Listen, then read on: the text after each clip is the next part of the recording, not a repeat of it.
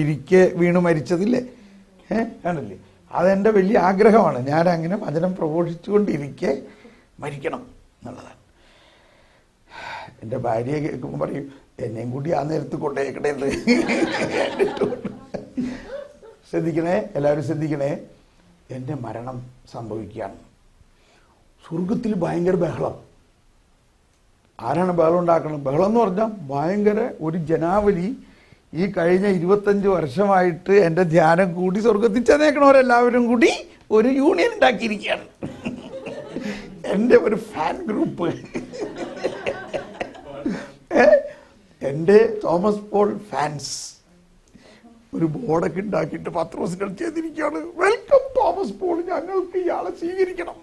അങ്ങേര് വരികയാണ്. ആഹാ, well done. അതെന്താ നിങ്ങൾക്ക് ഇത്രയും വലിയ കാര്യം? ഞങ്ങളിവിടെ വന്നത് ഇയാളുടെ പ്രസംഗം കേട്ടിട്ട് മനസാന്തരപ്പെട്ട് ഇവിടെ വന്ന ആൾക്കാരാണ് ഞങ്ങൾ.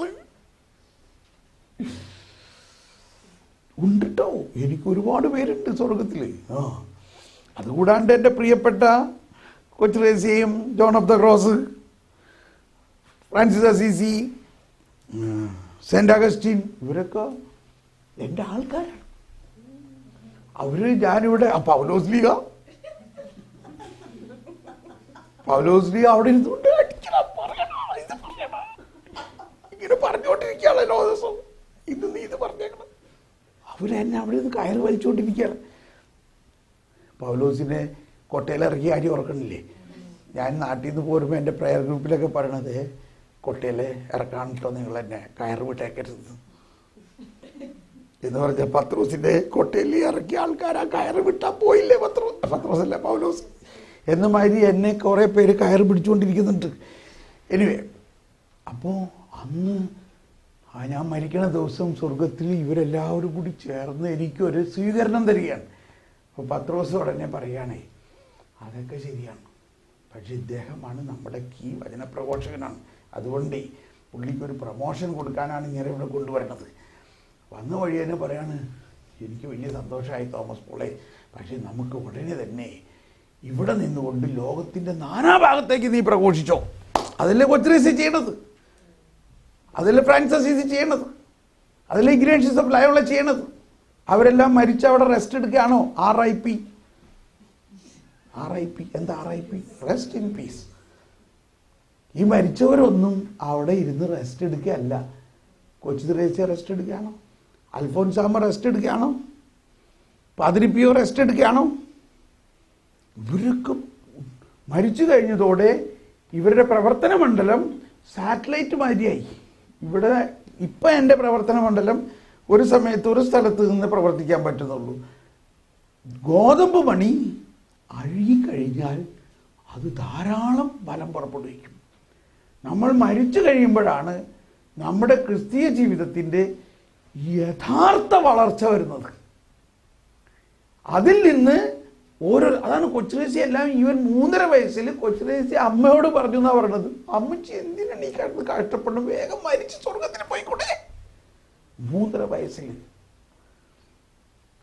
ആ ഒരു ജ്ഞാനമാണ് വലിയ ജ്ഞാനം.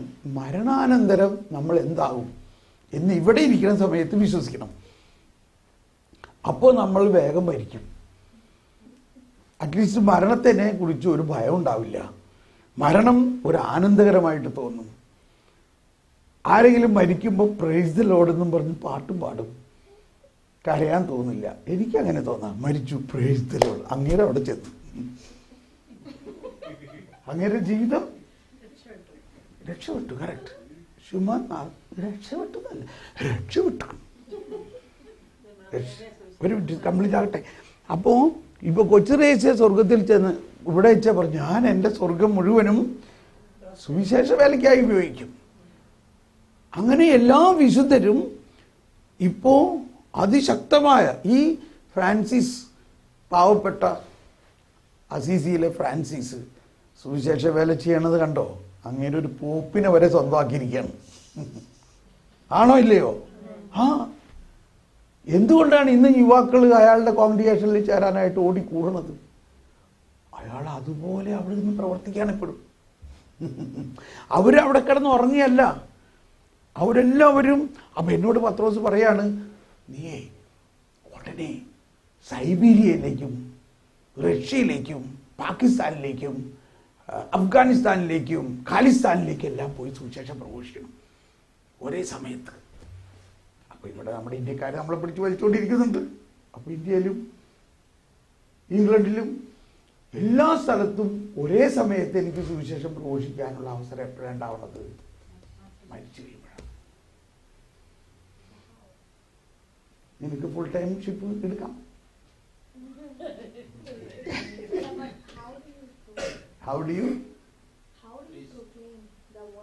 അതാണ് ഇപ്പൊ കൊച്ചുറേസ്യ പ്രൊക്ലെയിം ചെയ്യുന്നുണ്ടോ? കൊച്ചുറേസ്യയെ അറിയാത്ത വീടുണ്ടോ നമ്മുടെ നാട്ടിൽ? പറയും.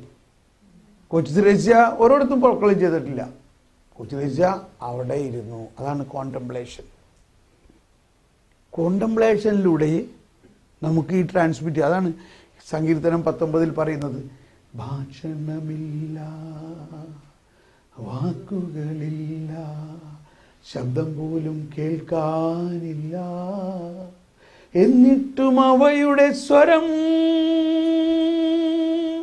ഭൂമിയിലെല്ലാം വ്യാപിക്കുന്നു, അവയുടെ വാക്കുകൾ ലോകത്തിൻ്റെ അതിർത്തിയോളമെത്തുന്നു. ഇതാണ് വരം. നമ്മളെല്ലാം മൈക്ക് വെച്ച് സുവിശേഷം പ്രഘോഷിക്കുന്നതിലൂടെ അല്ല, മൈക്ക് വെക്കാതെയും സംസാരിക്കാതെയും. അതാണ് ഫ്രാൻസിസ് അസീസി പറയുന്നത്. പോപ്പും എല്ലാവരും പറയാറുള്ളൊരു കാര്യം. ഫ്രാൻസിസ് അസീസി പറഞ്ഞു, സുവിശേഷം പ്രഘോഷിക്കുക, അത്യാവശ്യമെങ്കിൽ വാക്കുകൾ ഉപയോഗിക്കുക. അതായത് നമ്മൾ വാക്ക് ഉപയോഗിക്കണം, പക്ഷെ സുവിശേഷം ഒന്നും പോണില്ല. എന്താ സുവിശേഷം? സുവിശേഷം എന്ന് പറയുന്നത് യേശു ക്രിസ്തു സകല മനുഷ്യരുടെയും പാപങ്ങൾക്ക് പരിഹാരം ചെയ്ത് കഴിഞ്ഞിരിക്കണം. ഇത് നീ വിശ്വസിച്ചാൽ സുവിശേഷമായി. ഇനി അത് വിശ്വസിച്ച് കഴിഞ്ഞിട്ട് ഇപ്പൊ നമ്മൾ ശിമയോൻ പറഞ്ഞു, എൻ്റെ കണ്ണ് കണ്ടു കഴിഞ്ഞിരിക്കുന്നു. ഏത്? സകല ലോകത്തിനും വേണ്ടിയുള്ള രക്ഷ എൻ്റെ കണ്ണ് കണ്ടു കഴിഞ്ഞിരിക്കുന്നു. അത് സുവിശേഷമല്ലേ? പക്ഷെ കുഞ്ഞിനെ കയ്യിൽ കിട്ടിയിട്ടുള്ളൂ കേട്ടോ. ഈ കുഞ്ഞിനെ കണ്ടിട്ട് ശിമയോൻ പറയാണ്, ഇത് വെളിപാടിൻ്റെ കാര്യം പറയുമ്പോൾ കാര്യം, വെളിപാട് എൻ്റെ കണ്ണ് കണ്ടിരിക്കുന്നു. The salvation which he made for all nations. അവരെന്തിനു വേണ്ടിയാണ് പ്രാർത്ഥിച്ചത്? അവർ പറയും, ഇനി എനിക്ക് പോകാം. അപ്പൊ അത്രയും നാൾ അവർ പ്രാർത്ഥിച്ചത് ഈ രക്ഷകൻ വരാൻ വേണ്ടിയാണ്. നമ്മൾ എന്തിനു വേണ്ടിയാണ് പ്രാർത്ഥിക്കേണ്ടത്? ഈ രക്ഷകൻ വന്നിട്ട് ഈ രക്ഷ നടന്നു കഴിഞ്ഞിരിക്കണു.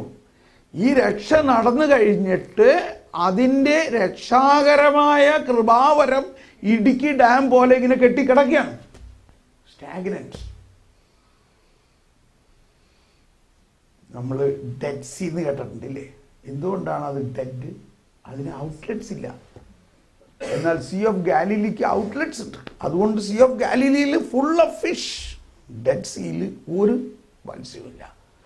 ഞാൻ പണ്ട് അങ്ങനത്തെ ഒരു ക്രിസ്ത്യാനിയായിരുന്നു, a Dead Sea Christian, no outlets. അപ്പോൾ ഞാൻ ഈ പറഞ്ഞു വരുന്നത്, യേശു ക്രിസ്തു രക്ഷാകരമായ കൃപാവരത്തെ തൻ്റെ ജീവൻ കൊടുത്ത് നേടിയത് മറ്റുള്ളവരിലേക്ക് എക്കോണമൈസ് ചെയ്യുക. എക്കോണമി ഓഫ് സാൽവേഷൻ എന്ന് പറയുന്നത് എന്താണ്? Economy of salvation. റേഷൻ കടേനെ ഓർത്താൽ മതി. Economy of distribution of rice, അതിനാണ് റേഷൻ കട. റേഷൻ കടയിൽ പോയി കഴിഞ്ഞാൽ റേഷൻ കിട്ടും. Economy of distribution of petrol, അതാണ് പെട്രോൾ പമ്പ്. പെട്രോൾ വേണമെന്ന് പറഞ്ഞിട്ട് റിഫൈനറി പോയാൽ പെട്രോൾ കിട്ടുമോ? റിഫൈനറിയിൽ ഭയങ്കര ടാങ്ക് കിടക്കുന്നുണ്ട്. പക്ഷെ അവർ no no no no, it is given only in the petrol pump. അപ്പൊ ഇങ്ങനെ ഒരു വ്യവസ്ഥിതിയാണ് എക്കോണമി ഓഫ് സാൽവേഷൻ എന്ന് പറയുന്നത്. എക്കോണമി ഓഫ് സാൽവേഷൻ എന്ന് പറഞ്ഞാൽ യേശുക്രിസ്തുവിലൂടെ നേടിയെടുത്ത ആ അനന്തം എന്നുള്ളത് ഓർക്കണം. ഇൻഫിനിറ്റായ കൃപാവരത്തിനെ ഓരോ ആത്മാവുകളിലേക്കും എത്തിക്കുക. അതിന് ഇത് വിശ്വസിക്കുകയും വ്യത്യസ്ത രീതികളിൽ കാറ്റതിന് ഇഷ്ടമുള്ളിടത്ത് വീശും. വ്യത്യസ്ത കോണ്ടംപ്ലേഷനിലൂടെ, ആക്ഷനിലൂടെ, സോഷ്യൽ സർവീസിലൂടെ, സംസാരത്തിലൂടെ, പ്രാർത്ഥനയിലൂടെ, ത്യാഗപ്രവൃത്തികളിലൂടെ എല്ലാത്തിനും വിശ്വാസം ഉണ്ടായിരിക്കണം. അപ്പം ആ എക്കോണമി ഓഫ് സാൽവേഷനാണ് ഇപ്പം നമ്മൾ ചെയ്തുകൊണ്ടിരിക്കുന്നത്. ഈ എക്കോണമി ഓഫ് സാൽവേഷൻ വരണോ? ഈ പെട്രോൾ പമ്പിൽ പോകാം. ഏതാണ് ഒരു പെട്രോൾ പമ്പ്? ഈ കുർബാന കണ്ടോ? ആ പെട്രോൾ പമ്പിൽ വരൂ. അതാണ് ഏഷ്യ 55 പറയണത്, ഫ്രീ ആയിട്ട് വന്ന് ഭക്ഷിച്ചോളൂ, കുടിച്ചോളൂ. കണ്ടോ? 55 എന്ന് പറഞ്ഞാൽ 53 കഴിഞ്ഞിട്ടാണല്ലോ. ഏഷ്യ 53 എന്താ പറയണേ? ഇതാ രക്ഷകൻ, അവൻ്റെ രക്ഷ, അവൻ്റെ ജീവൻ കൊടുത്തു. ആ നേടിയ രക്ഷ 55 പറയാണ്, വരുവിൻ ജലാശയത്തിലേക്ക്, വിലയൊന്നും കൊടുക്കാതെ നിങ്ങൾ വാങ്ങി ഭക്ഷിച്ചു. അതാണ് എക്കോണമി ഓഫ് സാൽവേഷൻ. അപ്പോൾ ഈ എക്കോണമി ഓഫ് സാൽവേഷനാണ് പരിശുദ്ധാത്മാവിൻ്റെ പ്രവൃത്തി. അതുകൊണ്ടാണ് ഈശോ പറഞ്ഞത്, എന്നിൽ വിശ്വസിക്കുന്നവൻ ഞാൻ ചെയ്ത പ്രവൃത്തികളെക്കാൾ വലിയ. എന്താണ് ഈ വലിയ കാര്യം? പണ്ടൊക്കെ ഞാൻ വിചാരിച്ചിരുന്നു മരിച്ചവരെ ഉയർപ്പിക്കണതൊക്കെയാണ്. അതല്ല വലിയ കാര്യം, അതൊരു കാര്യമാണ്. വലിയ കാര്യം ശ്രദ്ധിക്കണേ. എല്ലാവരും ഒന്ന് കൈവീശി കാണിച്ച് എൻ്റെ മധുരമായ പ്രഘോഷണം കേട്ടിട്ട് ഇന്ന് ഉറങ്ങിപ്പോകല്ലേ. ശ്രദ്ധിക്കണം, വലിയൊരു കാര്യമാണ് ഇപ്പോൾ പറയാൻ പോണത് കേട്ടോ. ഈശോ പറഞ്ഞു, ഞാൻ പോയി ഞാൻ പിതാവിനോട് പ്രാർത്ഥിക്കുകയും പരിശുദ്ധാത്മാവിനെ നിങ്ങൾക്ക് നൽകുകയും ചെയ്യും. എന്നിൽ വിശ്വസിക്കുന്നവൻ ഞാൻ ചെയ്ത പ്രവൃത്തികളെല്ലാം ചെയ്യും, അവയേക്കാൾ വലിയവയും ചെയ്യും. ശ്രദ്ധിക്കണേ, എല്ലാവരും ശ്രദ്ധിക്കണേ. എന്താണ് ആ വലിയതെന്നറിയാമോ? വാസ്തവത്തിൽ ഈ ലോകത്തിൻ്റെ രക്ഷ യേശു തൻ്റെ പരസ്യ ജീവിതകാലത്ത് ചെയ്യാൻ പറ്റിയിട്ടില്ല. നമ്മൾ മനസ്സിലാക്കിയില്ല ഇന്നല്ല.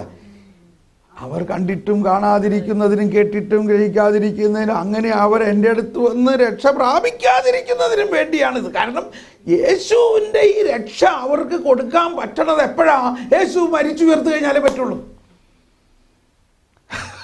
ഒരു ഭയങ്കര ലക്കുണ് നോക്കി. ഈശോയുടെ പരസ്യ ജീവിതത്തിൽ ഈശോയ്ക്ക് ഇത് എല്ലാവർക്കും കൊടുക്കണമെന്ന് ആഗ്രഹം ഉണ്ടെങ്കിലും കൊടുക്കാൻ പറ്റുന്നുണ്ടോ? പറ്റുന്നില്ല. എന്തുകൊണ്ട് പറ്റുന്നില്ല? എന്തുകൊണ്ട് പറ്റുന്നില്ല? എന്തുകൊണ്ട് പറ്റുന്നില്ല? ഉത്തരം കറക്റ്റ് അല്ല. എന്തുകൊണ്ട് പറ്റുന്നില്ല? യേശു മരിച്ചാലേ പറ്റുള്ളൂ. അതാണ് യേശുവിൻ്റെ മരണം, അല്ലെങ്കിൽ യേശുവിൻ്റെ ആത്മബലി, മരണം എന്നല്ല, യേശുവിൻ്റെ ബലി, ആത്മത്യാഗം, ഇതിലൂടെ മാത്രമേ പ്രപഞ്ചത്തിന് രക്ഷ കിട്ടുകയുള്ളൂ. അത് കഴിഞ്ഞു കഴിഞ്ഞപ്പോൾ ആൾ വിടില്ല. പിന്നെ എങ്ങനെ നടത്തണേ? ആള് ഉയർത്താലേ നടക്കുള്ളൂ. അപ്പൊ ആരിലൂടെ നടക്കണം? നമ്മളിലൂടെ. അതാണ് പറഞ്ഞത്, ഞാൻ മുന്തിരിച്ചെടിയും നിങ്ങളെല്ലാം എൻ്റെ. ആ മുന്തിരിച്ചെടി എന്നുള്ള സിമ്പിൾ തന്നെ ഭയങ്കരമാണ്. നിങ്ങൾ കണ്ടിട്ടുണ്ടോ മുന്തിരിച്ചെടിയെ? ഒന്ന് സൂക്ഷിച്ച് നോക്കണം അടുത്ത് ചെന്നിട്ട്. അതിൻ്റെ തായ് തണ്ടിൽ ഒറ്റ മുന്തിരി ഉണ്ടാവില്ല, ഒരിക്കലും ഉണ്ടാവില്ല. അതാണ് മുന്തിരിച്ചെടിയുടെ പ്രത്യേകത. ചക്കച്ചെടിയാണെന്ന് പറഞ്ഞില്ല. ചക്കച്ചെടിയാണെന്ന് പറഞ്ഞിരുന്നെങ്കിലോ ചക്ക തായ്തണ്ടിലും വേരിലും വരെ ഉണ്ടാവുമായിരുന്നു. അത് പറഞ്ഞില്ല. ഈശോ പറഞ്ഞു, ഞാൻ മുന്തിരിച്ചെടിയാണെന്ന് പറഞ്ഞതിൽ നിന്ന് തന്നെ മനസ്സിലാക്കണം, ഞാനല്ല കായ ഉണ്ടാക്കണത്. ശാഖകളിൽ മാത്രമേ ഉണ്ടാവുള്ളൂ കായ. ഞാനിങ്ങനെ മൗനമായിട്ടിരിക്കുകയുള്ളൂ എന്നിൽ നിന്ന്. പക്ഷെ എന്നെ കൂടാതെ നിങ്ങൾക്ക് ഒന്നും ചെയ്യാനും പറ്റില്ല. അപ്പോൾ ഇങ്ങനെ ഒരു എക്കോണമി ഓഫ് സാൽവേഷൻ, ഒരു ഡിസ്ട്രിബ്യൂഷൻ ഓഫ് ദാറ്റ് സാൽവേഫിക് ഗ്രേസ് ആണ് ഞാൻ ചെയ്തതിനേക്കാൾ വലിയ കാര്യമെന്ന് ഈശോ പറയണത്. ഞാൻ ജീവിച്ചിരുന്ന കാലത്ത് എനിക്കിത് ചെയ്യാൻ പറ്റിയിരുന്നില്ല, എക്കോണമി ഓഫ് സാൽവേഷൻ. കാരണം ഞാൻ മരിച്ചാലേ നടക്കുള്ളൂ. ഞാൻ മരിച്ചു കഴിയുമ്പോൾ ഐ എം നോട്ട് ഹിയർ. ഇനി ഇത് ചെയ്യേണ്ടത് നിങ്ങളാണ്. അത് പരിശുദ്ധാത്മാവിന്റെ പ്രവർത്തനത്തിലൂടെയാണ് നടക്കുള്ളൂ.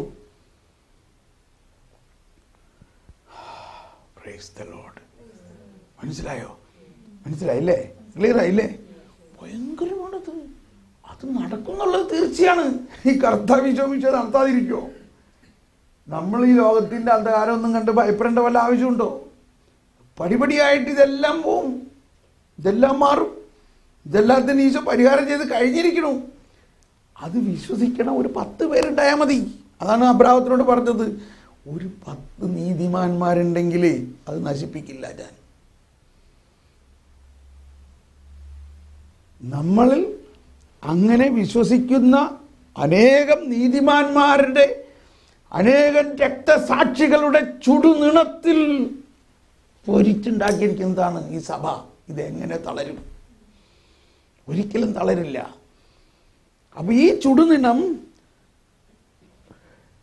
അല്ലെങ്കിൽ ഈ രക്തസാക്ഷികളുടെ, ഈ വിശ്വാസികളുടെ ആ പ്രവർത്തനത്തിലൂടെയാണ് എക്കോണമി ഓഫ് സാൽവേഷൻ ഉണ്ടാകുന്നത്. എക്കോണമി ഓഫ് സാൽവേഷൻ എന്ന് പറഞ്ഞാൽ റേഷൻ കട, പെട്രോൾ പമ്പ്, എന്തിൻ്റെ? രക്ഷ കൊടുക്കുന്നതിൻ്റെ. സൗജന്യമായിട്ട് പെട്രോൾ പമ്പിൽ വന്ന് അടിച്ചോ, ഫ്രീ. അങ്ങനെ സൗജന്യമായിട്ടുള്ള ഈ രക്ഷ കൊടുക്കുന്നതിൻ്റെ ഓരോ പെട്രോൾ പമ്പുകളുമാണ് നമ്മൾ. ഇത് നമ്മൾ ഇവിടെ വെച്ച് തന്നെ കൊടുക്കുന്നതല്ലാതെ, ഇവിടെ നമ്മുടെ ജീവിതം 60 വയസ്സ് 70 വയസ്സ് 80 വയസ്സ് വരെ ഉണ്ടാവും. പക്ഷേ ഈ ജീവിതത്തിനപ്പുറത്ത്, അതാണ് പൗലോസ് പറഞ്ഞ 1 കൊരിന്ത്യർ 15:19, 1 കൊരിന്ത്യർ 15:19 പറയുന്നത്. മോനെ ബ്രേക്ക്ഫാസ്റ്റ് റെഡി ആയിട്ടുണ്ടോ? 15:19 പറയുന്നത്, ഈ ജീവിതത്തിന് വേണ്ടി മാത്രം നിങ്ങൾ ക്രിസ്തുവിൽ പ്രത്യാശ വയ്ക്കുന്നവരാണെങ്കിൽ നിങ്ങളെല്ലാവരെയും നിർഭാഗ്യവാന്മാരാണ്.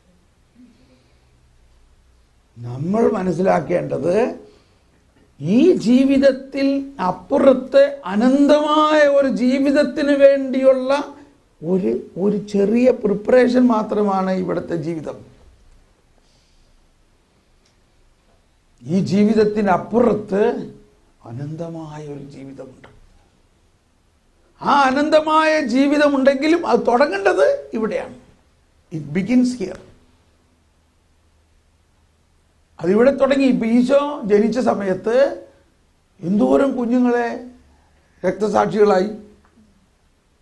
അതെല്ലാം ദൈവത്തിൻ്റെ പ്ലാനാണ്. അതെല്ലാം എഴുതപ്പെട്ടിരുന്നതാണ്. അത്രയ്ക്ക് വില കൊടുത്തിട്ടാണ് ഈശോയ്ക്ക് ഇവിടെ ജന്മം കൊടുത്തത് പിതാവ്. പക്ഷേ ദൈവത്തെ സംബന്ധിച്ച് ഈ മരണം എന്ന് പറയുന്നത് ഒരു കാര്യമല്ല. മരിച്ചവരൊക്കെ എവിടെയാ? ദൈവത്തിൻ്റെ മടിയില്ല. അപ്പൊ ദൈവം എന്താ ആഗ്രഹിക്കണേ? ഇവരൊക്കെ വേഗം എൻ്റെ അടുത്ത് വരേണ്ടതല്ലേ ആഗ്രഹിക്കണേ. നമ്മളിവിടെ തൂക്കി പിടിച്ച് വെന്റിലേറ്ററൊക്കെ വെച്ച് ഇങ്ങനെ ഡിലേ ആക്കിക്കൊണ്ടിരിക്കുകയാണ്. വാസ്തവത്തിൽ വേഗം മരിക്കുക എന്നുള്ളതാണ് ഏറ്റവും നല്ല കാര്യം. പക്ഷേ എന്നിരുന്നാലും ഇവിടെ കുറേ നാൾ കൂടി വചനം പ്രഘോഷിക്കാനുണ്ട്. വചനം പ്രഘോഷിക്കാൻ വേണ്ടി മാത്രം ഇവിടെ നിന്നോ. അല്ലാണ്ട് നമുക്കിവിടെ നിൽക്കേണ്ട യാതൊരു കാര്യമില്ല.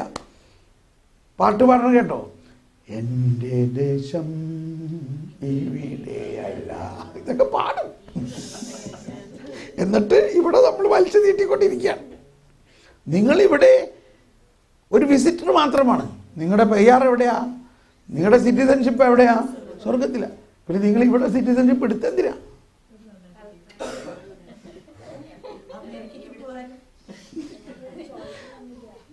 ഒന്ന് പാടിയേ. എൻ്റെ ദേശം ഇവിടെയല്ല. ഒന്ന് ഉച്ചത്തിൽ പാടി, എല്ലാവരും ഒന്ന് പാടിയേ.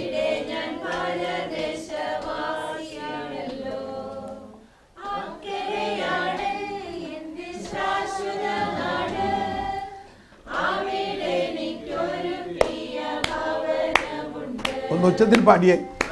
കരയാണ് ശാശ്വത നാട്.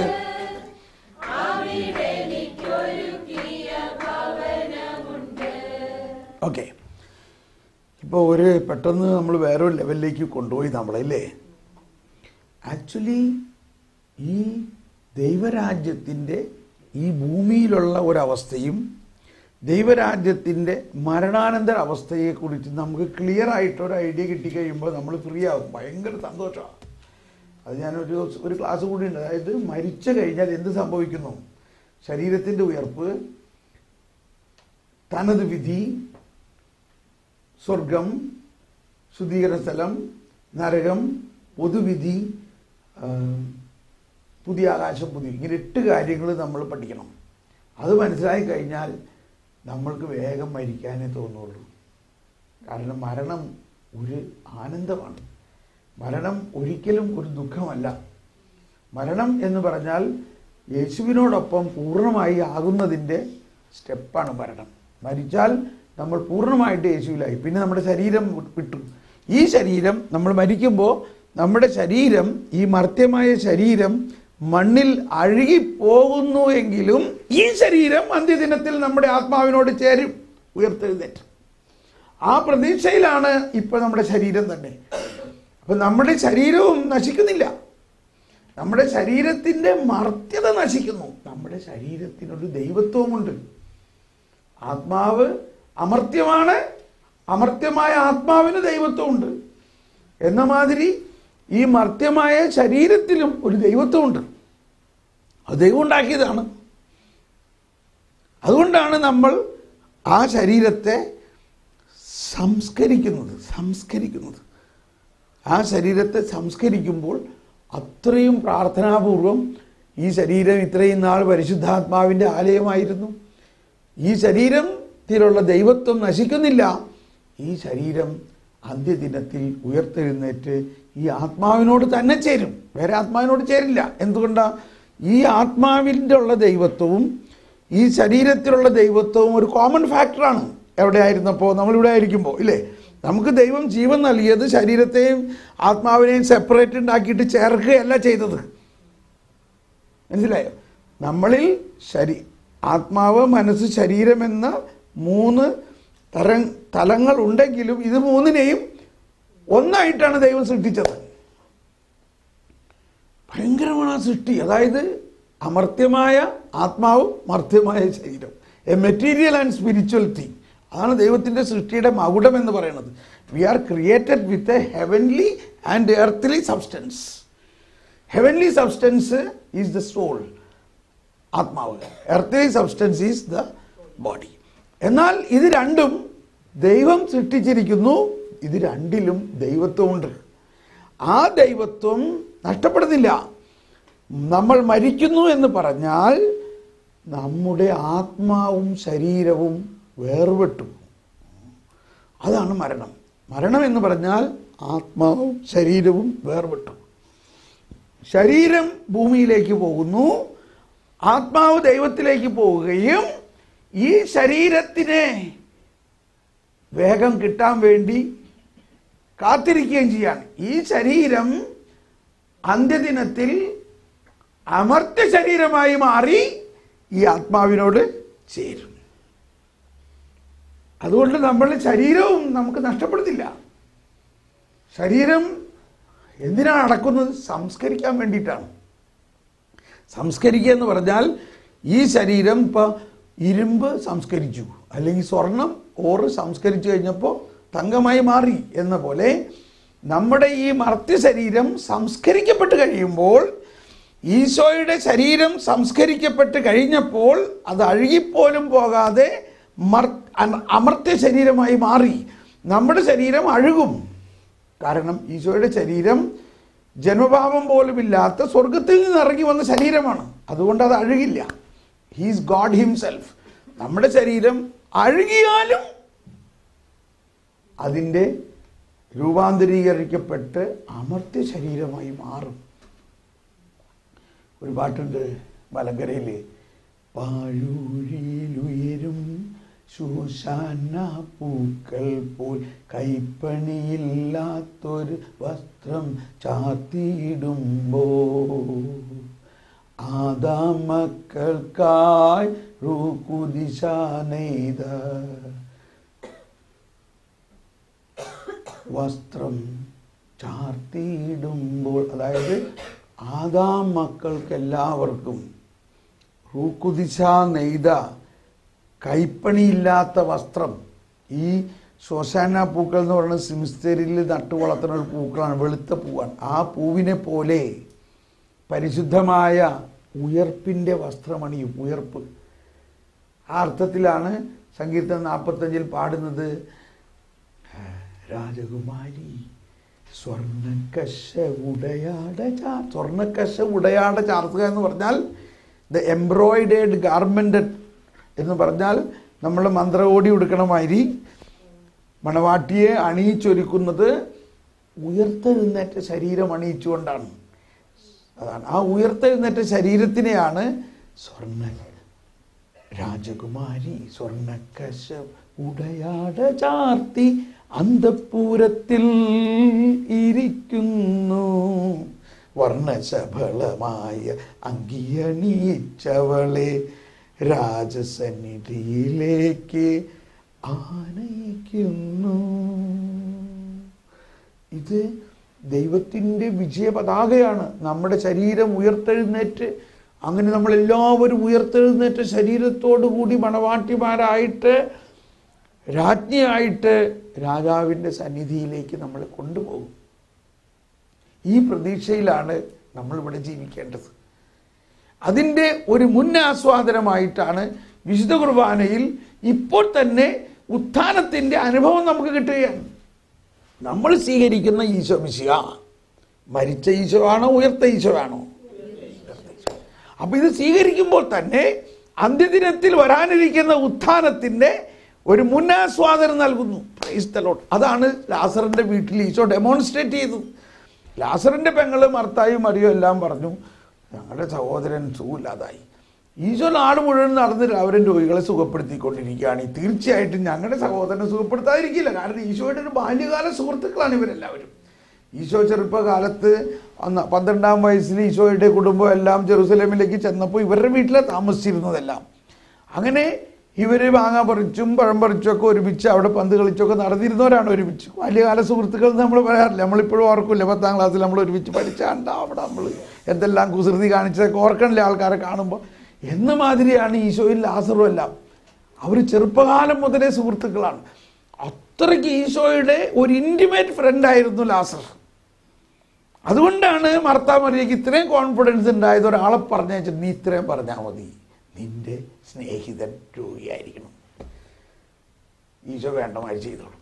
പക്ഷെ ഈശോ എന്തിനാണ് ഇത് ചെയ്തത്? ഈ ഉയർപ്പിൻ്റെ ശക്തി ഒന്ന് മനസ്സിലാക്കി കൊടുക്കണം. ഞാൻ വെറും ഒരു രോഗശാന്തിക്കാരനല്ല എന്ന് ഇവിടെ മനസ്സിലാക്കാൻ വേണ്ടി ഞാൻ വന്നിരിക്കുന്നത് ഉയർപ്പിൻ്റെ അനുഭവം നൽകാൻ. അത് ഡെമോൺസ്ട്രേറ്റ് ചെയ്യണമെങ്കിൽ എന്ത് വേണം? ഒരാൾ ഉയർപ്പിക്കണം. ഒരാൾ ഉയർപ്പിക്കണമെങ്കിൽ അയാൾ എന്ത് ചെയ്യണം? മരിപ്പിക്കണം. അതിന് ആരെ മരിപ്പിക്കാം? നമ്മുടെ ഉറ്റ സുഹൃത്തിനെ തന്നെ ഒരു കിന്നിപ്പിക്കാക്കാം. ഇതാണ് കർത്താവുമായിട്ട് അടുത്താലുള്ള ഒരു ഗുണം. അതാണ് ചിലർ പറയാറല്ലേ, കർത്താവുമായിട്ട് അടുത്ത പിന്നെ സഹനം ഉണ്ടാവുള്ളൂ എന്ന് പറയുന്നതിൻ്റെ അർത്ഥം ഇതാണ്. മറ്റാർക്കും കൊടുക്കാൻ പറ്റാത്ത വളരെ പ്രത്യേകമായിട്ടുള്ള ചില ഡെമോൺസ്ട്രേഷനുകൾക്കൊക്കെ നമ്മൾ ഉപയോഗിക്കും.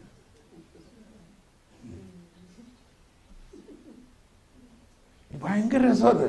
അപ്പോൾ ലാസർ മരിച്ചു. ലാസർ സുഖമില്ലാണ്ടായപ്പോൾ പെങ്ങന്മാരെല്ലാം കൂട്ടക്കരച്ചിലായി. അയ്യോ, അവനൊന്ന് വന്നിട്ടുണ്ടായിരുന്നെങ്കിൽ, അവനൊന്നും പറഞ്ഞിട്ടുണ്ടെങ്കിൽ സുഖമായിട്ട് മാറുമായിരുന്നു തന്നെ. പക്ഷേ ഈശോ വന്നില്ല. നമുക്കറിയാം. ശ്രദ്ധിക്കണേ, പേ അറ്റൻഷൻ ആവും. ശ്രദ്ധിച്ചോ, എല്ലാവരും ശ്രദ്ധിക്കണേ. ഇപ്പം എന്ത് സംഭവിക്കാൻ പോകുന്നുള്ളത്. ലാസർ മരിച്ചു, എന്നിട്ടും വന്നില്ല. ലാസറിനെ ശവമടക്കി, എന്നിട്ടും വന്നില്ല. പിറ്റേ ദിവസവും വന്നില്ല. അതിൻ്റെ പിറ്റേ ദിവസവും വന്നില്ല. ഈ പെങ്ങന്മാർ ഭയങ്കര അപ്സെറ്റായി. അവരിത്രയും പ്രത്യാശ അർപ്പിച്ചിരുന്ന അവരുടെ ഈശോ, അവരുടെ ഇത്രയും ആത്മസുഹൃത്തായ, ഇപ്പോൾ പരസ്യമായിട്ട് എന്തോരം അവഹേളനങ്ങളാണ് അവർക്ക് കിട്ടുന്നതെന്ന് ആലോചിച്ചു. അതിലൊക്കെ താല്പര്യം എന്ത് പറ്റി? നിങ്ങളെല്ലാ ദിവസവും ധ്യാനം കൂടി നടന്ന ആളുകൾക്ക് നിങ്ങൾക്കിടെ വീട്ടിലല്ലേ പ്രശ്നം എന്ന മാതിരി നമ്മളോട് പറയാറില്ലേ? എവിടെയും ചെണ്ട കൊട്ടണോടത്തൊക്കെ പോണ ആൾക്കാരാണല്ലോ. എവിടെ ധ്യാനം ഉണ്ടെങ്കിൽ അവിടെയൊക്കെ ഓടിപ്പോവും. എന്നിട്ട് ഇപ്പോൾ നിങ്ങളുടെ വീട്ടിലാണല്ലോ പ്രശ്നം എന്ന് പറഞ്ഞ മാതിരി ഇവരുടെ ആൾക്കാർ എവിടെ പോയി? നിങ്ങളുടെ യേശു ലോകം മുഴുവൻ ആൾക്കാരെ സുഖപ്പെടുത്തുന്നുണ്ടല്ലോ, എന്നിട്ട് നിങ്ങളുടെ ആൾക്കാർ വന്നിട്ട് ഒന്നും ചെയ്തില്ലല്ലോ. യേശു ഇതൊക്കെ കേട്ടിവരങ്ങ് അവഹേളിച്ചിരിക്കുകയാണ്. അവർ ഭയങ്കര വേദനയാണ്. നമ്മുടെ പണ്ട് കാലത്ത് വീട്ടുകളിൽ മരിച്ചു കിടക്കുമ്പോൾ കരയണമാരി ഒരു നെഞ്ചത്തടിച്ച് കരയാളോ നീ ഉണ്ടായിരുന്നു. അങ്ങനെ ഇരിക്കുമ്പോൾ ഈശോ വരികയാണ്. 4-ാം ദിവസം എന്ന് പറഞ്ഞാൽ അവരെ സംബന്ധിച്ച് ഭയങ്കര പ്രശ്നമാണ്. 3-ാം ദിവസം വരെ കല്ലറ തുറന്ന് ബോഡി എംബാം ചെയ്യുമായിരുന്നു. ബോഡിയിൽ എന്താ പറയുക, ലേപനം ചെയ്യാം. അതിന് പോലും വലിയ വലിയ ആൾക്കാർ വരും. അതിന് പോലും ഈശോ വന്നില്ല. 4-ാം ദിവസം ഈശോ വന്നപ്പോഴേക്കും ഇവര് വികാരം പൊട്ടിപ്പോയി. ഇവർ പറഞ്ഞു, നീ ഇവിടെ ഉണ്ടായിരുന്നെങ്കിൽ ഞങ്ങളുടെ സഹോദരൻ മരിക്കില്ല. അതേ സമയത്ത് അതിൽ നിന്ന് മനസ്സിലാക്കുന്നത് അവരുടെ വിശ്വാസത്തിൻ്റെ ഒരു തലമാണ്. അവരിപ്പോൾ എന്താ വിശ്വസിക്കുന്നത്? യേശു ഒരു രോഗശാന്തി നടത്തുന്ന ഒരാളാണെന്ന് മാത്രമേ അന്ന് ലോകത്തിലെ ആളുകൾക്ക് അറിഞ്ഞുള്ളൂ. കാരണം ഈശോ എല്ലാവരും ഇത് അറിയിക്കാൻ ആഗ്രഹിക്കുന്നില്ല. ഇവിടെ പ്രത്യേകമായിട്ട് ഇവർക്കൊരു അഭിഷേകം കിട്ടാൻ പോവുകയാണ്. ഈശോ വന്നു, ഈശോ കരയണവരോടൊപ്പം കരയും. ഈശോ ഈ പെൺപിള്ളേരുടെ കൂടെ കരഞ്ഞു. കണ്ടോ, അവൻ കണ്ണുനീർ പൊഴിച്ചു. അത് കഴിഞ്ഞിട്ട് വിശ്വസിക്കുകയാണ്. ഇപ്പോൾ അവൻ മനുഷ്യത്വത്തിൽ നിന്ന് ദൈവത്വത്തിലേക്കുള്ള ഒരു ട്രാൻസിഷൻ പോലെയാണ്. എന്നിട്ട് പറയാണ്, നിന്റെ സഹോദരൻ ഉയർത്തെഴുന്നേൽക്കും. അപ്പോൾ അവള് പറയണേ, അത് ഞങ്ങൾക്കറിയാം, അന്ത്യദിനത്തിലുള്ള പുനരുത്ഥാനത്തിൽ ഉയർക്കുമെന്ന് ഞങ്ങൾക്കറിയാം. അത് തന്നെ വലിയ കാര്യമല്ലേ. ഇപ്പൊ നമ്മളിവിടെ എത്ര പേര് വിശ്വസിക്കുന്നുണ്ട് ഈ മരിച്ച ആൾക്കാരെല്ലാവരും കൂടി അന്ത്യദിനത്തിൽ ഉയർക്കാണെങ്കിൽ എവിടെ നിൽക്കും എന്ന് വരെ ആൾക്കാർ ചിന്തിക്കാറുണ്ട്.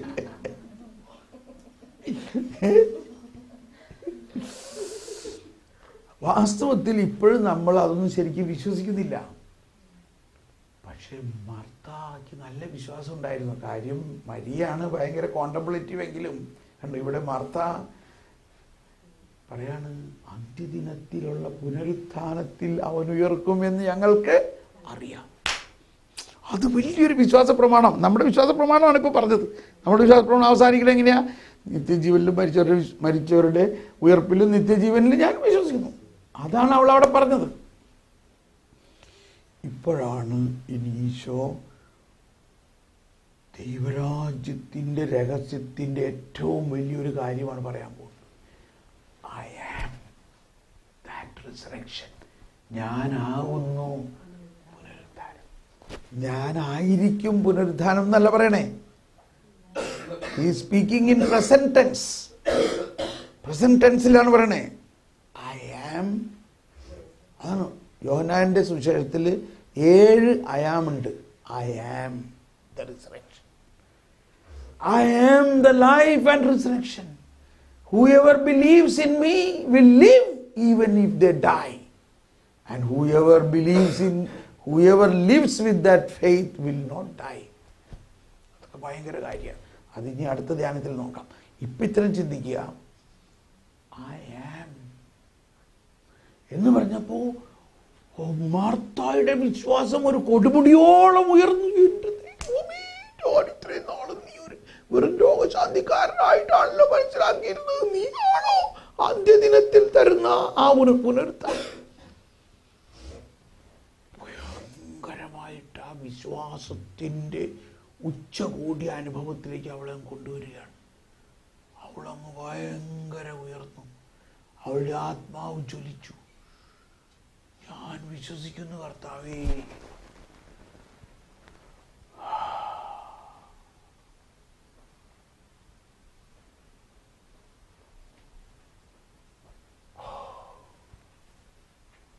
എവിടെയാണ് അവൻ അടക്കിയിരിക്കുന്നത്? വന്ന് കാണുവിൻ. അവർ നടക്കുകയാണ്. അവിടെ ചെന്നു ആ കല്ലെടുത്ത് മാറ്റും. അതാണ് ഈശോയുടെ ഉയർപ്പും ലാസറിന്റെ ഉയർപ്പും തമ്മിൽ വ്യത്യാസമുണ്ട്.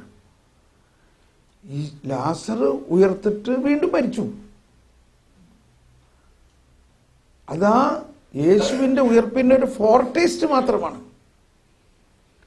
യേശു ഉയർത്തിട്ട് വീണ്ടും നമ്മുടെ മാതിരി ജീവിച്ചിട്ടില്ല, പിന്നെ മരിച്ചിട്ടുമില്ല. അതാണ് വ്യത്യാസം. അതുകൊണ്ട് യേശുവിൻ്റെ ഉയർപ്പിന് കല്ലറ വാസ്തവത്തിൽ തുറന്നിട്ടുണ്ടാവില്ല. കല്ലറ തുറക്കാതെ തന്നെ യേശുവിൻ്റെ ശരീരത്തിന് പുറത്തു പോകാം. ബിക്കോസ് ഹിസ് ബോഡി ബിക്കം അമർത്യമായി. എന്നാൽ ഇവിടെ ഈ അമർത്യതയുടെ ഒരു ഫോർടേസ്റ്റ് മാത്രമാണ് ഇവിടെ തരുന്നത്. കല്ലെടുത്ത് മാറ്റാൻ പറഞ്ഞപ്പോഴേക്കും ഇവർ വീണ്ടും അവരുടെ ഹ്യൂമൻ ഇൻ്റലിജൻസിലേക്ക് വന്നു. ഹ്യൂമൻ ഇൻ്റലിജൻസ്, അയ്യോ കർത്താവ് ഇപ്പം 4 ദിവസമായി ശരീരം ചെയ്യാൻ തുടങ്ങിയിരിക്കുന്നു. അത് പറയാനും കൂടി വേണ്ടിയായിരിക്കും. ശരീരം ദുർഗന്ധം വമിക്കുന്നുണ്ടാവും. It's already decaying. അതാണ് ഈശോ പറയുക, എൻ്റെ ശരീരം 3-ാം ദിവസം ഉയർത്തെഴുന്നേൽക്കും. My body will not be allowed to go to the 4th day. അതാണ് ആ സങ്കീർത്തനത്തിൽ പറയുന്നത്. ജീർണിക്കാൻ അനുവദിക്കില്ല. അതുകൊണ്ടാണ് യേശു എപ്പോഴും പറഞ്ഞത് 3-ാം ദിവസം ഞാൻ ഉയർത്തെഴുന്നേൽക്കും, ഞാൻ തന്നെ ഉയർത്തെഴുന്നേൽക്കും. യേശുവിൻ്റെ മരിക്കണേക്ക് മുമ്പ് തന്നെ ഈ മരിക്കുന്ന ശരീരം ഉയർക്കാനുള്ള ശക്തി കൊണ്ടാണ് യേശു മരിച്ചിരിക്കുന്നത്. ആ അർത്ഥത്തിലാണ് ബ്രേക്ക്ഫാസ്റ്റ് എല്ലാം പോയി ഇപ്പോൾ. ആ അർത്ഥത്തിലാണ് യോഹന്നാൻ 10:18 ഒന്ന് വായിച്ച്. Yohannan 10:18. I am so happy to say all these thing. നിങ്ങൾക്കിത് കേൾക്കാനുള്ള ഒരു വളർച്ച വന്നേക്കണതുകൊണ്ടാണ് ഇതൊക്കെ പറയണത് കേട്ടോ. ആ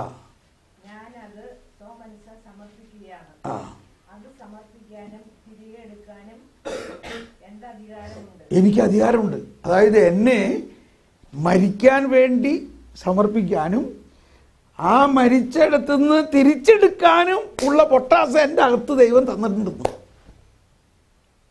അതായത് ഈശോ മരിച്ചതും ഉയർത്തതും യേശുവിന്റെ സ്വന്തം ശക്തിയിലൂടെ തന്നെയാണ്. അതാണ് യു ഗോട്ട് ഇറ്റ്. മനസ്സിലായ? യേശു മരിച്ചതും ഉയർത്തതും യേശുവിന്റെ സ്വന്തം ശക്തിയിലൂടെയാണ്. ഒന്നുകൂടി വായിച്ചേ. പരിശുദ്ധാത്മാവിന്റെ പ്രവർത്തനമാണ്. പരിശുദ്ധാത്മാവിന്റെ പ്രവർത്തനവും ഈശോവും എപ്പോഴും ഹാൻഡ് ഇൻ ഹാൻഡാണ്. അവിടെ അത് മരിക്കുന്നതിന് മുമ്പ് ഉയർക്കാനുള്ള ശക്തിനെ ഈ ബോഡിയിൽ സംവഹിച്ചിട്ടാണ് ആൾ മരിക്കണേ. മനസ്സിലാവുന്നുണ്ടോ? അത് ഞാൻ പറഞ്ഞുതരാം. എൻ്റെ വേറൊരു പുതിയ ഒരു നൈസ് ഇൻ്റർപ്രിറ്റേഷൻ.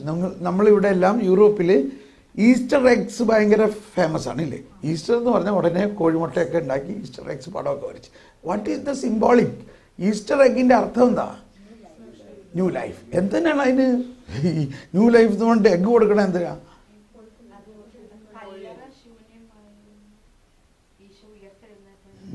അപ്പോൾ കലറ ശൂന്യമായതും എഗ്ഗുമായിട്ട് എന്ത് ബന്ധം?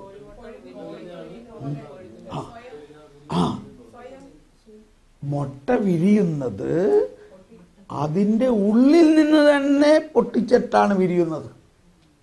കല്ലറയുടെ അകത്ത് നിന്ന് തന്നെയാണ് ലൈഫ് വരുന്നത്. യേശു തൻ്റെ ഉള്ളിൽ നിന്നുള്ള ജീവനും കൊണ്ടാണ് പുറത്തു വന്നത്. പുറത്തുനിന്ന് തള്ളക്കോഴി കുത്തിയല്ല. പിതാവായ ദൈവം പുറത്ത് കൊണ്ടുവന്നതല്ല. പിതാവായ ദൈവം അവന് കൊടുത്തിരുന്ന അധികാരത്തിൻ്റെ സർവാധിപ ശക്തി അവന് തന്നെ ഉയർക്കാനുള്ള ശക്തി ഉണ്ടായിരുന്നു. അതുകൊണ്ടാണ് പറഞ്ഞത് അവരെന്നെ കൊല്ലും, എന്നാൽ ഞാൻ 3-ാം ദിവസം ഉയർത്തെഴുന്നേൽക്കും.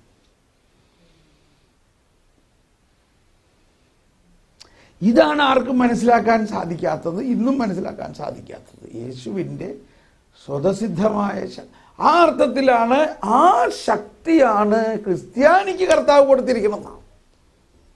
ഓരോ ക്രിസ്തുവിൽ വിശ്വസിക്കുന്നവനിൽ ഈ ഉയർപ്പിന്റെ ശക്തിയുണ്ട്. അതാണ് ലാസറിന്റെ വീട്ടിൽ വെച്ച് ഈശോ പറയുന്നത്, മാർത്ത മാർത്ത, നിന്നോട് ഞാൻ പറഞ്ഞില്ലേ, നീ വിശ്വസിക്കുമെങ്കിൽ.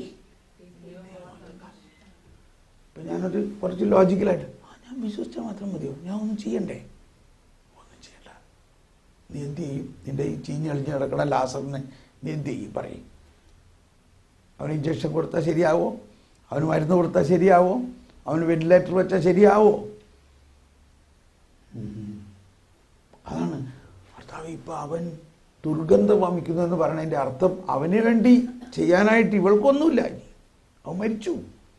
അപ്പോൾ ദൈവത്തിൻ്റെ ശക്തിയുടെ സർവാധിപത്യം എന്ന് പറയുന്നത് അതാണ്.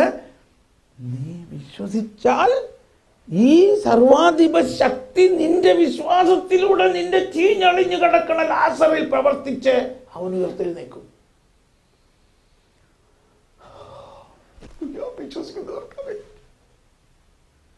ഇപ്പൊ നോക്കട്ടോ, ഇനി അവിടുത്തെ ഡൈനാമിക്സ് നോക്കും. സഹോദരൻ ചീഞ്ഞളിഞ്ഞു കിടക്കുന്നു. ഇതാണ് ഇന്നത്തെ ലോകം. ദ അൺറിഡീംഡ് ഹ്യൂമാനിറ്റിയുടെ പ്രതീകമാണത്. ബാഡായിട്ടല്ല, the unredeemed humanity who has not yet experience Christ. എന്നുവെച്ചോ ഉയർക്കുന്നതിന് മുമ്പാണല്ലോ ഇത്. ഞാൻ വന്നിരിക്കുന്നത് ഈ ചീഞ്ഞളിഞ്ഞു കിടക്കുന്ന, പാപം മൂലം ചീഞ്ഞളിഞ്ഞു കിടക്കുന്ന അൺറിഡീംഡ് ഹ്യൂമാനിറ്റിയെ മുഴുവനും ഞാൻ ഉയർപ്പിക്കും. പക്ഷെ അതിന് വിശ്വാസം, മാതാവ് അതിൻ്റെ വിശ്വാസത്തിൻ്റെ ഒരു പ്രതീകമാണ്. നീ വിശ്വസിക്കുമെങ്കിൽ ഞാൻ വിശ്വസിക്കുന്നു. നീ നോക്ക്, ചീഞ്ഞളിഞ്ഞു കിടക്കുന്ന ലാസർ, സാധാരണ ഒരു പെണ്ണ് മാർത്ത, അവൾ വിശ്വസിക്കുന്നു. ഇത്രയും ദിവസം അവളുടെ വിശ്വാസം ഇയാളൊരു രോഗശാന്തിക്കാരനാണെന്നാണ്. പക്ഷെ ഇപ്പം അവളുടെ വിശ്വാസം എന്താണ്? ഇവൻ പുനരുത്ഥാനവും ജീവനുമാണ്. ഈശോ എന്ത് ചെയ്യണു? ഈശോ പ്രാർത്ഥിക്കുന്നു. കണ്ടോ? ഈശോ പ്രാർത്ഥിക്കുന്നു. ഈശോ ആരോട് പ്രാർത്ഥിക്കുന്നു? ഈശോ പിതാവിനോട് പ്രാർത്ഥിക്കുന്നു. ഈശോ ഇവിടെ നിൽക്കുന്ന പെണ്ണ് മരിച്ചു കിടക്കുന്ന സഹോദരൻ. ഇതാണ് whole dynamics of economy of salvation. Eesho പ്രാർത്ഥിക്കുകയാണ്, പിതാവേ നീ എപ്പോഴും എൻ്റെ പ്രാർത്ഥന കേൾക്കുമെന്ന് എനിക്കറിയാം. എങ്കിലും ഞാൻ ഇവർ വിശ്വസിക്കുന്നതിന് വേണ്ടിയിട്ടാണ് ഉച്ചത്തിൽ പറയണത്.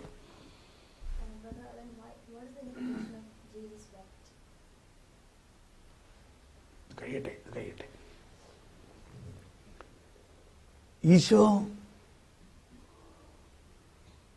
പ്രാർത്ഥിക്കുകയാണ്, പിതാവേ. ഈശോ പ്രാർത്ഥിച്ചു കഴിഞ്ഞു. വാസ്തവത്തിൽ ലാസറിന്റെ ആത്മാവ് മരിച്ചപ്പോൾ പിതാവിൻ്റെ അടുത്തേക്ക് പോയല്ലോ, ബോഡിയിൽ നിന്ന് വിട്ടുപോയല്ലോ. ലാസറെ പുറത്തു വരിക എന്ന് പറയുമ്പോൾ ഈ പിതാവിൻ്റെ അടുക്കൽ നിന്ന് ലാസറിന്റെ ആത്മാവ് വന്നിട്ട് ബോഡിയിലേക്ക് കയറുകയാണ്. അപ്പോൾ അവൻ്റെ ബോഡി റീഅനിമേറ്റായി. ശ്രദ്ധിക്കണം, ഈ റീഅനിമേറ്റ് എന്ന് പറഞ്ഞ വാക്ക് നിങ്ങൾക്ക് പരിചയമാണല്ലോ. ചീഞ്ഞ അവൻ്റെ ശരീരം ഈ ദൈവസ്വരം ശ്രവിക്കുകയാണ്. അതാണ് മരിച്ചവർ എൻ്റെ സ്വരം ശ്രവിക്കും എന്ന് പറയുന്നത്. അവൻ്റെ ആത്മാവ്, ഞാൻ എൻ്റെ വാക്കുകൾ ആത്മാവും ജീവനുമാണ്. ദൈവാത്മാവും ഇപ്പോൾ ലാസറിൻ്റെ ആത്മാവും വീണ്ടും ആ ശരീരത്തിൽ കയറി ചീഞ്ഞ ആ ഡയാപ്പിലേറ്റഡ് ശരീരത്തിലെ ഓരോ കോശങ്ങളും പുനരുജ്ജീവിക്കപ്പെടുകയും പുതിയ രക്തധമനികൾ വരികയും പുതിയ രക്തം വരികയും ചെയ്തോ ഇല്ലയോ? അതാണ് ബോൺ അഗെയിൻ, പുതിയ സൃഷ്ടിയാവുക എന്ന് പറയുന്നതിൻ്റെ അർത്ഥം. അതെല്ലാം മാറ്റി കംപ്ലീറ്റ് ബ്ലാക്ക് കോട്ട് പോയി പുതിയ ശരീരമായി അവൻ പുറത്തു വന്നു. ഇതൊക്കെ നിമിഷ നേരങ്ങൾ കൊണ്ട് സംഭവിക്കുകയാണ്. അതാണ് നമ്മുടെ സീറോ മലബാർ കുർബാനയിൽ സർവാധിപനാം കർത്താവെ പാടിക്കഴിഞ്ഞതിന് ശേഷമുള്ള പ്രാർത്ഥന ഇതാണ്: കർത്താവേ, അങ്ങ് സത്യമായി ഞങ്ങളുടെ ശരീരങ്ങളെ ഉയർപ്പിക്കുന്നവനും ആത്മാക്കളെ രക്ഷിക്കുന്നവനും ജീവൻ. ഈ കുർബാനയിൽ നിങ്ങൾ സ്വീകരിക്കുന്ന ഈ ദിവ്യരഹസ്യങ്ങൾ നിങ്ങളുടെ പാപങ്ങളും കടങ്ങളും പുറത്ത്, അതായത് ചീഞ്ഞളിഞ്ഞ നിങ്ങളുടെ അവസ്ഥയിൽ നിന്ന് നിങ്ങളെ മാറ്റി കർത്താവിൻ്റെ പുനരുത്ഥാനത്തിൽ പുതിയ ജീവൻ പങ്കാളിയാക്കും. അപ്പോൾ ക്രിസ്ത്യാനി എന്ന് പറഞ്ഞാൽ മരിച്ചുയർത്ത കർത്താവിനെ അനുഭവിക്കുന്ന ആളാണ്. ഉയർത്ത കർത്താവിനെ, ആ ഉയർപ്പ് ഇവിടെ വെച്ചത്. മോനെ ജോയി ഒന്ന് വായിച്ച കാറ്റഗിസത്തിൽ 1002 ഖണ്ഡികയിൽ പറയുന്നത്, 1002 ഖണ്ഡികയിൽ പറയുന്നത് അന്ത്യദിനത്തിൽ നമ്മൾ ഉയർക്കും എന്നതൊരു സത്യമാണെങ്കിൽ, മറ്റൊരു വിധത്തിൽ ഇപ്പോൾ തന്നെ നമ്മൾ ആ ഉയർപ്പിൽ പങ്കാളികളായിരിക്കുന്നു എന്നതും സത്യമാണ്. വായിച്ചോളൂ. 1002 ഗൂഗിളുള്ള ഒരു CCC 1002 എന്ന് അടിച്ചപ്പടയിൽ നിന്ന് കിട്ടുകയും ചെയ്യും കേട്ടോ. ഇപ്പൊ നോക്കണ്ട, ഇപ്പൊ ഇത് വായിക്കട്ടെ. 1002 അവസാന ദിവസം ക്രിസ്തു നമ്മെ ഉയർപ്പിക്കുമെന്നത് സത്യമെങ്കിൽ ഒരു വിധത്തിൽ നാം ക്രിസ്തുവിനോടുകൂടി ഉദ്ധാനം ചെയ്തു കഴിഞ്ഞു. സത്യമാണ്. കണ്ടിന്യൂ. പരിശുദ്ധാത്മാവിന്റെ പ്രവർത്തനത്തിലൂടെ, പരിശുദ്ധാത്മാവിന്റെ പ്രവർത്തനത്താൽ ക്രിസ്തീയ ജീവിതം ഭൂമിയിൽ ഇപ്പോൾ തന്നെ ക്രിസ്തുവിന്റെ മരണത്തിലും ഉത്ഥാനത്തിലുമുള്ള പങ്കുചേരലാണ്.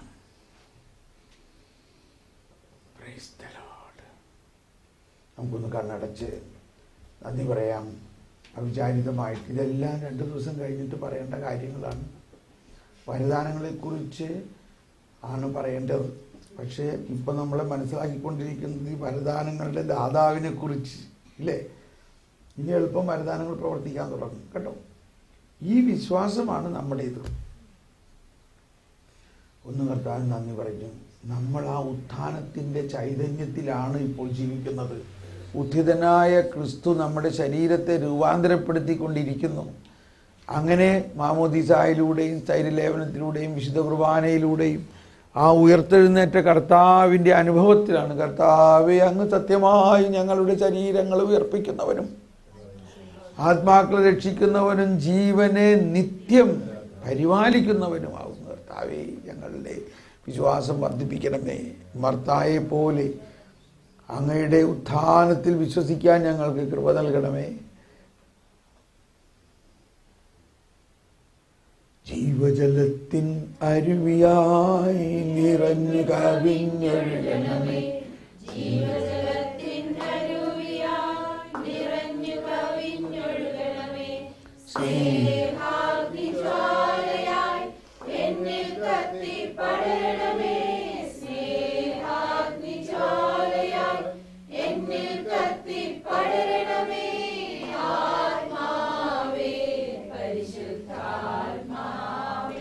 Thank you. അവിടെ മോള് ചോദിച്ചതിൻ്റെ ഉത്തരം ഇതാണ്. എന്തുകൊണ്ടാണ് ഈശോ അവിടെ കരഞ്ഞത് എന്ന് പറഞ്ഞാൽ ഈശോയുടെ മനുഷ്യത്വവും ദൈവത്വവുമാണ്. ദൈവത്വത്തിൽ ഈശോ കരയേണ്ട ഒരു കാര്യമില്ല, മനസ്സിലാവുന്നുണ്ടോ? എന്നാൽ അതേസമയം ഈശോ ട്രൂ മാനാണ്, ദൈവവും മനുഷ്യനും. ഈശോ ഒരേ സമയത്ത് മനുഷ്യനും ദൈവവുമാണ്. അപ്പോൾ ആദ്യം ഈശോയുടെ ആ മനുഷ്യത്വം ഇവരുടെ മനുഷ്യത്വവുമായിട്ട് ബന്ധപ്പെടുത്തി ഇവരുടെ ദുഃഖം മുഴുവനും ഈശോ ഒപ്പിയെടുക്കുകയാണ്. ഇവരുടെ ദുഃഖം മുഴുവനും ഒരു ബ്ലോട്ടിംഗ് പേപ്പർ പോലെ ഈശോ എടുത്തു. ഇനി ഇവർക്ക് ദുഃഖമില്ല. അതാണ് അടുത്ത സ്റ്റെപ്പ്. അവരുടെ ദുഃഖം സന്തോഷമായി മാറുന്നത്. നമ്മുടെ സകല ദുഃഖവും നമ്മൾ വെറുതെ കൊണ്ടുനടക്കേണ്ട ഒരു കാര്യമില്ല. ഇപ്പൊ നമ്മുടെ ജീസസ് യൂത്തിലൊരു പാട്ടില്ലേ, trading yes Lord yes Lord. പക്ഷെ സംഭവം വരുന്നതെന്ന് ഓർക്കൊന്നുമില്ല. കുറേ നാളൊക്കെ ഇരുന്ന് കരഞ്ഞ് ബഹളമൊക്കെ ഉണ്ടാക്കി ആരോടൊക്കെ തെറി പറയണോ അതൊക്കെ പറഞ്ഞു കഴിഞ്ഞിട്ട് ട്രേഡിങ് നടക്കണുള്ളൂ. എനിവേ, അപ്പോൾ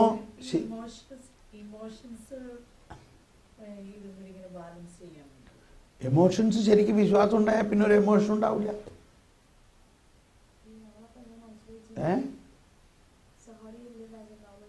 എന്താ? You can live A normal human being. Emotions ഉണ്ടാവും, സന്തോഷമായിരിക്കും എപ്പോഴും. ഇപ്പൊ പോപ്പ് ഫ്രാൻസിസിനെ നോക്കിയ പുള്ളിക്ക് എമോഷൻ ഇല്ലേ, പക്ഷെ മുഖത്ത് കാണുന്നത് എന്താ? സന്തോഷം മാത്രമേ ഉള്ളൂ. പക്ഷെ അകത്തറിയാം നമുക്ക് അവിടെ വത്തിക്കാനിലെ പ്രശ്നങ്ങളൊക്കെ നോക്കുമ്പോൾ ഭയങ്കര പ്രയാസങ്ങളുണ്ട്. പക്ഷേ പ്രയാസങ്ങളുണ്ടെങ്കിലും അതിൽ എമോഷൻ ഉണ്ട്. ഇപ്പം മാതാവ് കുരിശിൻ്റെ ചുവട്ടിൽ നിൽക്കുമ്പോൾ സ്വന്തം മകനെ തൻ്റെ മുമ്പിൽ വെച്ച് കൊല്ലുകയാണ്. നിങ്ങൾ ആർക്കെങ്കിലും നിൽക്കാൻ പറ്റുമോ എന്ന് പറയും അമ്മമാരെ. അതാണ് കുരിശിൽ തൻ സുതൻ ജീവൻ വെടിഞ്ഞന്ന് നട്ടുച്ചയ്ക്ക് സൂര്യനിരുണ്ടു. കണ്ടോ, സൂര്യൻ പ്രതികരിച്ചു. പാറ പിളർന്നു, പാറകൾ പ്രതികരിച്ചു. ഭൂമി കുലുങ്ങി, ഭൂമി പ്രതികരിച്ചു.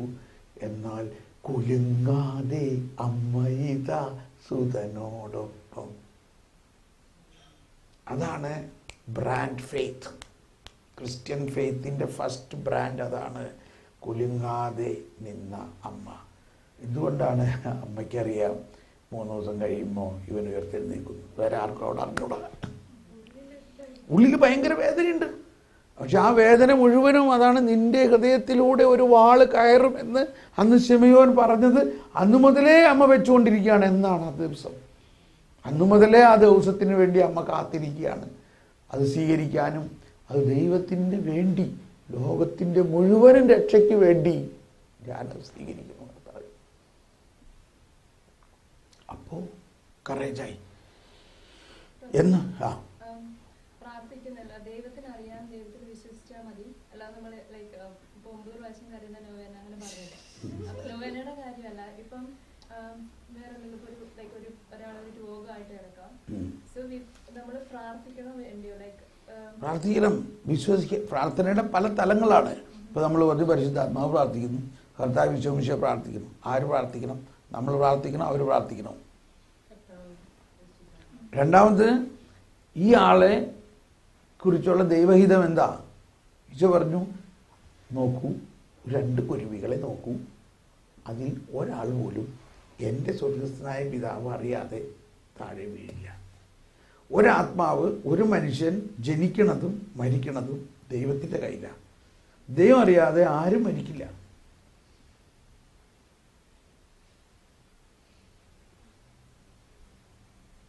അപ്പൊ ചോദ്യം എന്താ? ഒരു ചോദ്യം കഴിഞ്ഞാൽ ഉത്തരം മുഴുവനും കിട്ടിയോ? ഇല്ല, ഞാൻ ചോദിച്ചെന്ന് പറഞ്ഞപ്പം ബ്രദർ പറഞ്ഞത് നമ്മൾ വിശ്വസിക്കുമ്പോൾ നമ്മുടെ ദൈവത്തിനറിയാം നമുക്ക് എന്താ വേണ്ടത്. ഒരു മിനിറ്റ്, ഇപ്പൊ കിട്ടും ഉത്തരം. ഇതാണ് ഇപ്പൊ മർത്ത പറയാണ്, മർത്ത പറയാണ്, കർത്താവ് ഇപ്പൊ ദുർഗന്ധം വമിക്കുന്നുണ്ടാവും. മർത്ത, ഞാൻ നിന്നോട് പറഞ്ഞില്ലേ, നീ വിശ്വസിക്കുമെങ്കിൽ ദൈവമാത്രം. അപ്പൊ നമ്മൾ വിശ്വസിക്കുമ്പോ ദൈവത്തിന് കയ്യിൽ ഇതെല്ലാം ഉണ്ട്. പക്ഷെ ഇത് ഭൂമിയിലേക്ക് ട്രാൻസ്മിറ്റ് ആക്കാൻ വേണ്ടിയാണ് മനുഷ്യനെ മണ്ണിൽ നിന്ന് സൃഷ്ടിച്ചിരിക്കുന്നത്. ഈ മണ്ണുമായിട്ട് ദൈവത്തിനുള്ള ഒരു ലിങ്കാണ് മനുഷ്യൻ. അപ്പോൾ ഈ മണ്ണിൽ ദൈവത്തിന് എന്തെങ്കിലും എസ്റ്റാബ്ലിഷ് ചെയ്യണമെങ്കിൽ അത് മനുഷ്യനിലൂടെ ആയിരിക്കും. അപ്പോൾ ഈ ഒരു വ്യക്തിയിലേക്ക് ദൈവത്തിൻ്റെ ഹിതം തന്നെ ഇറങ്ങണമെങ്കിൽ ഇവൻ ചിലവർ മരിക്കാത്തതിൻ്റെ കാരണം ഈ ആൾ മരിക്കാൻ വേണ്ടി ആരും പ്രാർത്ഥിക്കാഞ്ഞിട്ടാണ്. ഞാൻ പല സ്ഥലത്ത് വയസ്സായവരുടെ അടുത്ത് പോയി പ്രാർത്ഥിച്ച് കഴിയുമ്പോൾ ഉടനെ അവർ മരിക്കും. അതെനിക്ക് ഭയങ്കര സന്തോഷമുള്ള കാര്യമാണ്. ഞാൻ നോക്കിയിരിക്കുകയാണ്. എനിക്ക് പ്രാർത്ഥിക്കുമ്പോൾ ചില സന്ദേശങ്ങളൊക്കെ കിട്ടുന്നുണ്ട്.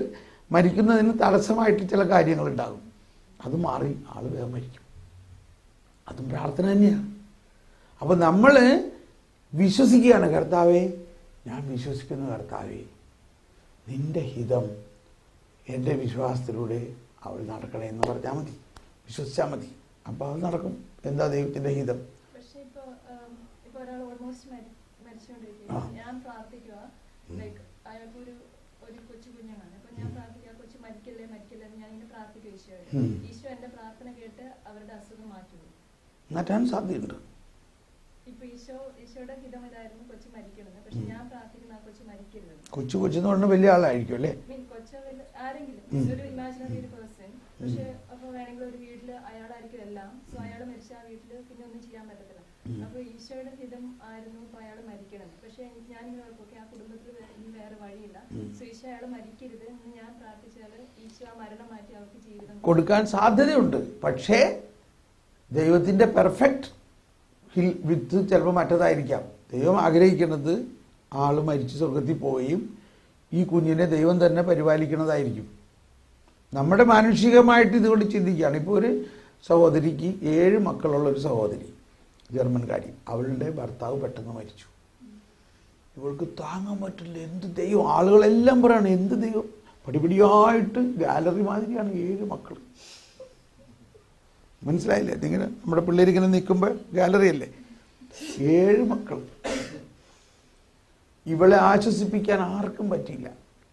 അവസാനം ആരോ പറഞ്ഞു, ഇങ്ങനെ തോമസ് പോൾ എന്ന് പറഞ്ഞ ഒരാൾ വരണ്ട, ഇങ്ങനെ അടുത്ത് പോകുന്നുള്ളൂ. അങ്ങനെ ഇവളെ എൻ്റെ അടുത്ത് വന്നു. ഞാനും ഇത് കേട്ടപ്പോൾ ആദ്യം ഭയങ്കര പ്രയാസം തോന്നിയില്ലേ? അയ്യോ, അപ്പം നമുക്കൊന്നറിയാം, അച്യുതണ്ട്. എന്താ അച്യുതണ്ട്? ദൈവം കരുണ മാത്രമാണെന്നും ദൈവം ഒരു മിസ്റ്റേക്കും ചെയ്യില്ല എന്നും ഉള്ള ഒരു അച്യുതണ്ടുണ്ട്. ഇനി ഇതിനെ നമ്മൾ എങ്ങനെ ഇവർക്ക് അവതരിപ്പിക്കണം?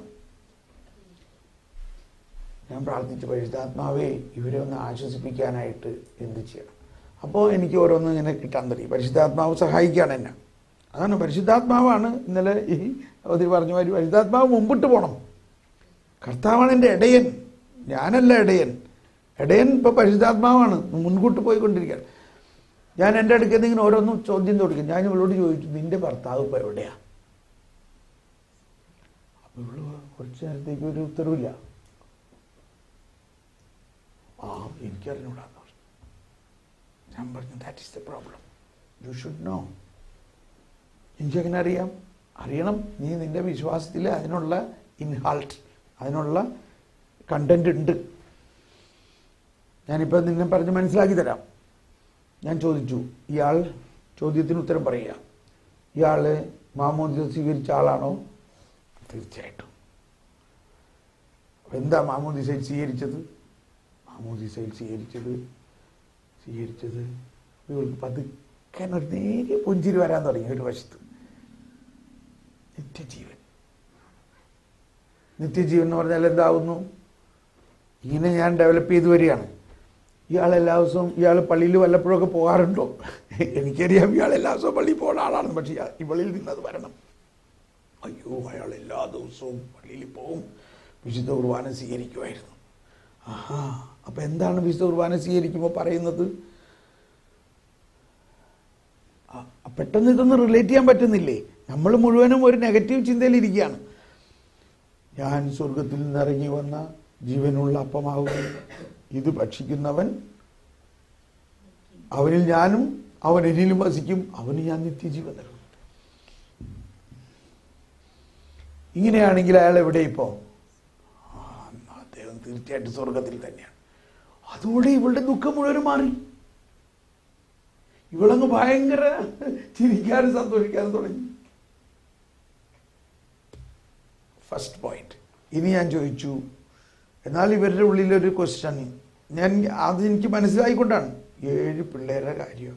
ഇവളല്ല, അയാളാണ് ഒരു working person. He is the only working bread winner. ഞാൻ ചോദിച്ചു, 7 പിള്ളേരെ നിന്റെ ഈ ഗർഭത്തിൽ സൃഷ്ടാവായ ദൈവം ഉരുവാക്കി എന്നുള്ളതൊന്നും ചിന്തിച്ചേ നീ? ഉരുവാക്കി. അപ്പോൾ ജർമ്മൻ ഭാഷയിൽ ഒരു ചൊല്ലുണ്ട്, ജർമ്മൻകാരുടെ ഇടയിൽ ഒരു നല്ലൊരു പ്രോവർബാണ്, എസ്റ്റ് കം ഹാസ് ദെൻ കം ഗ്രാസ് എന്ന് പറഞ്ഞാൽ ആദ്യം മുയൽ വരും, പിന്നെ പുല്ല് വരും എന്ന് പറഞ്ഞാൽ മുയലിനെ സൃഷ്ടിക്കുന്ന ദൈവം അതിന് പുല്ല് സൃഷ്ടിക്കാതിരിക്കുമോ?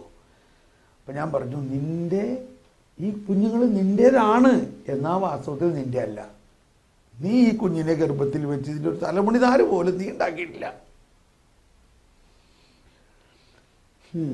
What are you want to express? Yes, നിന്റെ ഈ കുഞ്ഞുങ്ങൾ ദൈവത്തിൻ്റെയാണ്. അവർ ജ്ഞാനസ്നാനം കൂടി സ്വീകരിച്ചു കഴിഞ്ഞോടുകൂടി ദൈവം മക്കളുമാണ്. അവരെ ദൈവം പരിപാലിക്കും, അവർക്ക് വേണ്ടതെല്ലാം ദൈവം കൊടുക്കും എന്ന് നീ ഒന്നും വിശ്വസിച്ചേ. എന്നിട്ട് ഞാൻ പറഞ്ഞു, എസ്റ്റ് കം ഹാസ് ദെൻ കം ഗ്രാസ്. ആദ്യം മുയൽ വരും.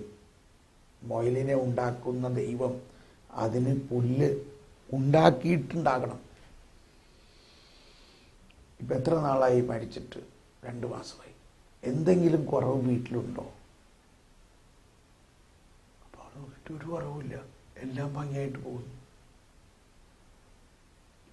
അതാണ് പ്രോവിഡൻസ്. ഇനി മൂന്നാമത്, ഈ ആളിപ്പോൾ സ്വർഗത്തിൽ ഇരുന്നിട്ട് എന്താ ചെയ്യണേ? സ്വർഗത്തിൽ ഇരുന്നിട്ട് പിതാവിൻ്റെ വലതുഭാഗത്തിരുന്ന് ഈ മക്കൾക്ക് നിനക്കും വേണ്ടിയല്ലേ ആദ്യം അയാൾ പ്രാർത്ഥിക്കണേ? അവൾ പറയണ, അത് ശരിക്കും എനിക്ക് മനസ്സിലാവുന്നുണ്ട്. ഇപ്പം ഈ പിള്ളേരൊക്കെ വൈകുന്നേരം പ്രാർത്ഥിക്കുന്നുണ്ട്, കുരിശടിക്കാൻ വരുന്നുണ്ട്, വളരെ റിലീജിയസായി എല്ലാ ഞായറാഴ്ചയും പള്ളിയിൽ പോകുന്നുണ്ട്. ഈ 4മതൊരു കാര്യം കൂടി പറഞ്ഞു, നിനക്ക് താങ്ങാൻ പറ്റാത്തതിൽ വലിയ ഒരു സഹനം നിനക്കൊരിക്കലും ദൈവം തരില്ല.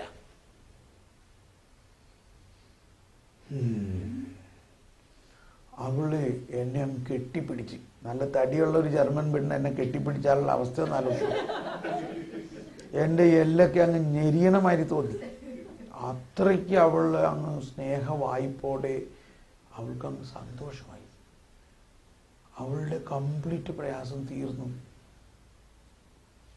ഇത് ഞാൻ പറയുന്നത്, ഈ സ്വർഗത്തെക്കുറിച്ചുള്ള വിശ്വാസം ഇന്ന് ജീവിച്ചിരിക്കുമ്പോൾ ഉണ്ടെങ്കിലേ നമുക്ക് സന്തോഷം ഉണ്ടാവുള്ളൂ. നമ്മൾ എവിടെ പോകുമെന്ന് നമ്മൾക്ക് അറിഞ്ഞൂടെങ്കിൽ നമ്മൾ എന്ത് ചെയ്യും? നമ്മൾ സത്യമായിട്ടും സ്വർഗത്തിൽ തന്നെ പോകുള്ളൂ എന്ന് വിശ്വസിക്കണം. അതിനുള്ളതാണ് ഓരോ കുർബാനയിലും നമ്മൾ ചെയ്യണത്. ഇത് സ്വീകരിക്കുന്നവൻ സത്യമായും എൻ്റെ കൂടെ തന്നെ വരും. മലയാള കുർബാനയിൽ ഒന്ന് പാടാട്ടോ, ഭയങ്കര രസമാണ് അതിൻ്റെ അവസാനം. എൻ്റെ ശരീരം ഭക്ഷിക്കും, എൻ്റെ രക്തം പാനം ചെയ്യും, മാനവനെന്നിൽ നിവസിക്കും, അവനിൽ ഞാനും നിശ്ചയമായി. കണ്ട, അതാണ് പോയിന്റ്. നിശ്ചയമായി. അവിടെ വേറൊരു സംശയമില്ലെന്ന്. അതൊന്നും നമ്മൾ ശ്രദ്ധിക്കാറില്ല. ഞാനിതൊക്കെ ശ്രദ്ധിച്ചുകൊണ്ടാണ്. നിശ്ചയമായി എന്ന് പറഞ്ഞതിൻ്റെ അർത്ഥം